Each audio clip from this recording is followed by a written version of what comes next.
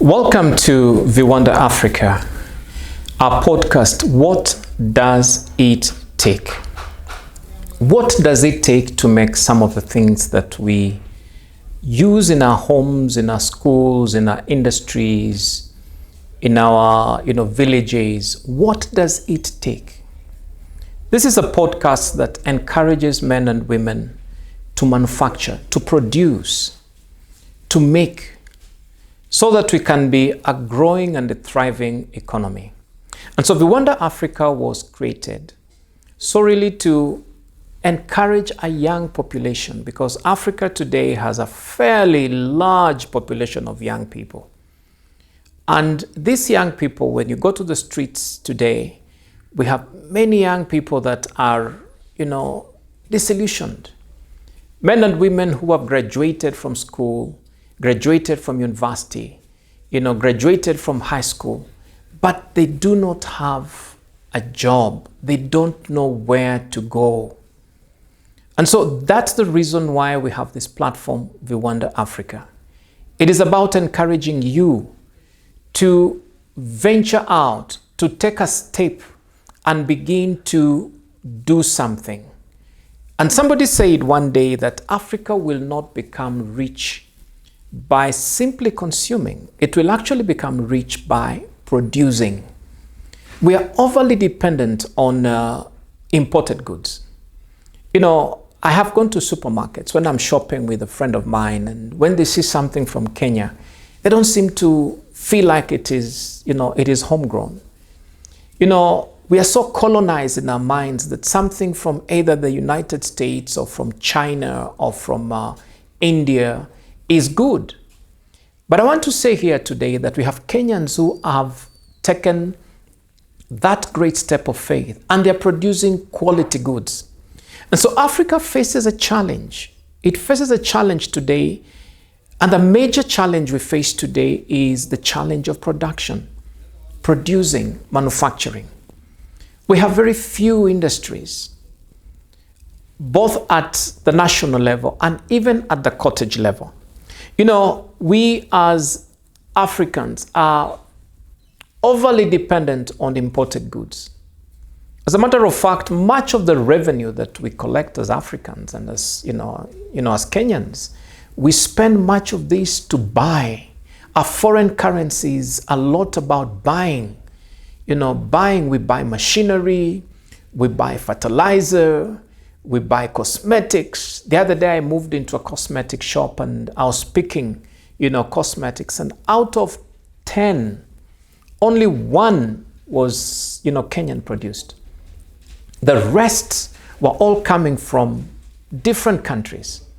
That tells you that, our economy is feeding other superpowers. And therefore, the question is, where are our young people who are graduating at this end of the year going to go? I see them loitering in the village. I see them in town. Where are they going to go? We have limited industrialization. And when they leave, they're all looking for a job. Where can I go to work? And that is why we have Viwanda Africa, because we're here to make sure that we encourage a young population that it is possible. I see and I know that in the next dispensation, in the next 10 years or 20 years, we are going to see young boys and girls begin to produce things that were never ever produced in this country. Long time ago, we used to, buy posho meals from India. And, posho meals were damn expensive. And, later Kenyans looked at this posho meal. They did what you call reverse engineering. They broke it down and asked themselves, what does it take to actually make this posho meal? Today, littered all over the country are craftsmen that are making posho meals. In fact, much better than posho meals that come from India. And so the young man, the young person today can spend years looking for a job. And I'm sure very many young people are walking around looking for a job. But actually, when they look internally, some of the things that they are carrying are things that they can actually make meaning the job lies on their hands. And so, what are examples of some of the things that we can actually make here? Because, Viwanda Africa comes at the cottage level. What are these things that we can actually make? Because I've always believed when we begin to talk about manufacturing, let's talk from the low level of the triangle, the lower level of the triangle, because manufacturing can come and get very complicated. But let's start where things are easy. Why do we need to import detergents where detergents are very easy to make? Why do we need to import soap? Soap is fairly easy to make. I see cookies, and I see sometimes some things that come from different parts of this world, like chocolate. Why do we need to import things that we can actually make in our country? Why do we have to import cooking oil when some of these things we can actually make in our country? Why do we need to import paint when making paint is a very simple procedure, fairly simple procedure? But then when I go to the supermarkets and I go to the hardwares and I go to some of the building stores, I see paint, and when you pick that paint, you find this is paint from China, paint from New Zealand. You ask yourself, why? This is money that is freely going away to New Zealand, money that is freely going away to the UK, is going the way to the US, which are things that we ourselves can be able to make. The other day I went to a supermarket, and out of 10 cosmetics that I picked, only one was from Kenya. The rest were coming from different parts of this country. As a matter of fact, I was in Busia one time, and I entered a local shop. I entered a local shop there, and I picked 3 different kind of cosmetics. And I looked at, these cosmetics. They're basically jelly, the one you can, very simple jelly. And these were coming from Tanzania. And I asked myself, all the way from Tanga, Tanzania to Busia, Kenya, and these things were selling all over, that tells me there is a gap. And so when you see this podcast and you see, Viwanda Africa coming to us, we are here to encourage you and to tell you it is possible. We can change the landscape of our country. We can change our name tomorrow from consumers to producers.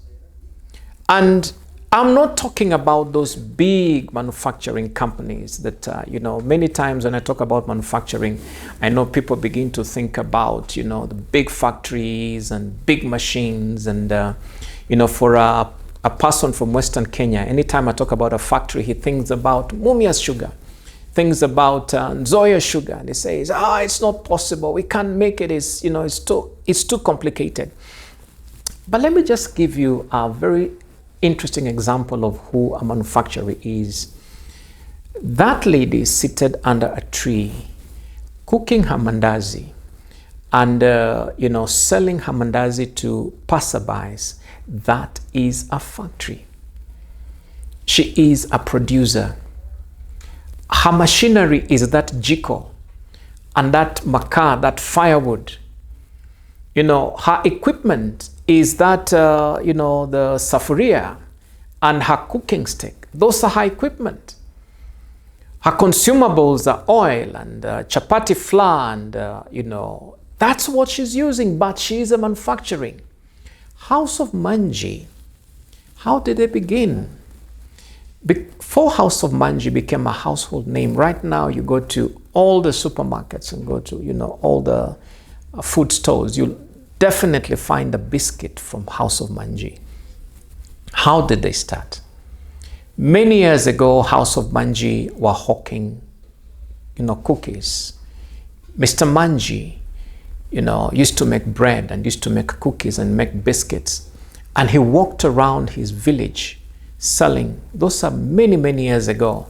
Today, House of Manji is a brand name, is a big name in a country. And so where do we start? We start manufacturing at the village level. Start small, start with what you have and begin to grow, because you do not know what 10 years will be. You do not know what 20 years will be. The biggest problem is not just the growth. The biggest problem is starting.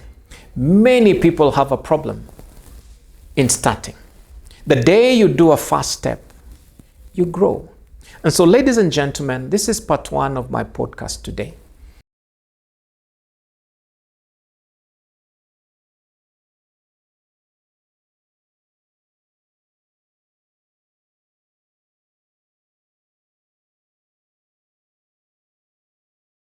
Welcome back to Viwanda Africa, part 2. Thank you for keeping tabs with me. I hope I'm really inspiring you and making you to step out so that you can be able to become the next House of Manji. Do you know that China 40 years ago, actually 40 or 50 years ago, was not the China that you see today? China was not as industrialized as it is today. But as they sat down, they asked themselves, how do we make China great? You either take the path of politics and talk politics from morning to evening, or take the path of production and talk production. Unfortunately, we live in a country, in Kenya here, where politics is what we consume day and night. I see young people, on phone, on social media. I see young people in conversations. When you meet them on the streets, the conversation is politics. Who is going to be the next member of parliament? Who is going to be the next member of county assembly? Who is going to be the president? Who is going to be the governor? When you take a trip to China, you'll be shocked that the conversation on the street is different. The conversation on the street is, what am I going to produce tomorrow? What am I going to make tomorrow? What has America done that we can also do? What has Israel done that we can also do? What has what have the Asian countries done that we can also do? China was not the China you see today 40 years ago, but they determined and said in 40 years, we will be a superpower. And by the way, you never get to hear China talk too much about politics. When there is the political tensions in the world and all this political pull and push, you never get to see China play a stake there. China are busy producing. China are busy making, things for the world. And I'll say to you, about 40 years ago, when the Chinese sat down, they said, we have a strategy. And 40 years from now, I'm talking about 40 years ago, they agreed that 40 years from now, we want to have literally in every house, there is something from China. You that is listening to me here today, you'll agree that the Chinese may not have conquered the world using a gun, but they have conquered the world using money and economy. In literally every house, if it is not your shoe, your shirt, your tie, whatever, your utensils, your sofa, your clock, your phone, literally everything that you are putting on today, 70 to 80% of it is in China. Isn't it time that we changed conversation from politics to production?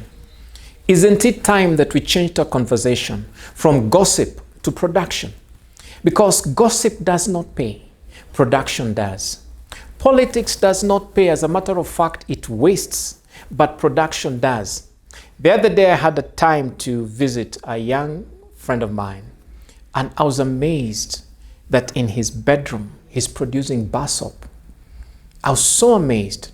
One time I was in Thailand, and as I was walking in the streets of Thailand, I met a young man, and I asked him, he had made very beautiful lights, homemade lights. And I asked him, Where do you make these lights? He told me factory, factory, factory, factory. He didn't understand English very well. But later when I interrogated, I got to realize that the factory is actually his house.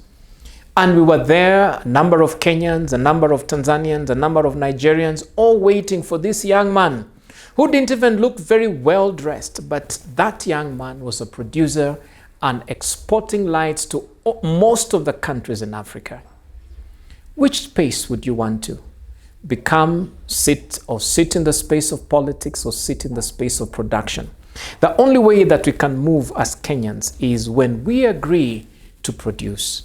When we agree that it is time for us to change our status, as I said earlier, from consumers to production. Today, when you go back to your house, ask yourself, what does it take? What does it take to make this thing? Get hold of your camera and ask yourself, what does it take to assemble this camera? Because that camera can be broken down.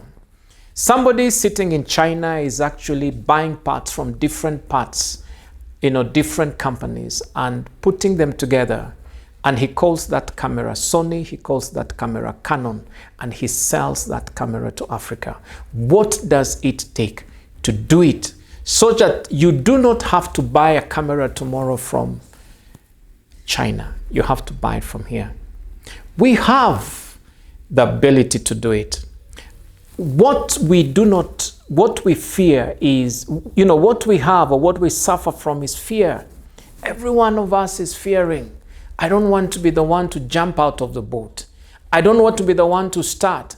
But let me tell you, some of the people who have risked the most have been able to benefit the most. And so Viwanda Africa is here to encourage you. We want to see you producing. We want to see you doing something. We want to see in the villages. One of our visions is to see people in the villages producing. We have 47 county governments. And because of devolution, we broke down this big, huge government into 47 governments. All these governments have a president who we call the governor. All these governments have a budget.